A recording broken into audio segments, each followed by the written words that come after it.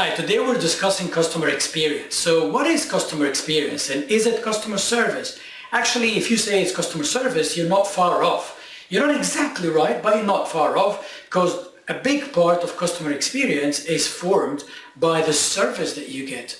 There are many other factors that go into play here. It could be the decoration, it could be some of the facilities that you get that form part of your experience, could be some of the technology used, like when you use an app, some of the technology used, how interactive it is, will form the experience. However, if you're in a service place, in a service business, and actually that's not necessarily a hotel or a restaurant, but it could be a bank, it could be a government department, it could be an auto services place. So in all of these services places, the biggest part of the customer experience that you get is coming from the interaction with other human beings, with the people who deliver the service. So the biggest part could be maybe 75–80% is the interaction with the human beings there delivering the service.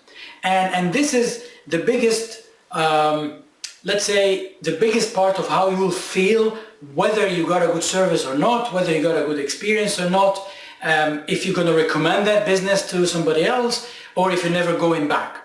So it's mostly how the humans who work there in their place made you feel.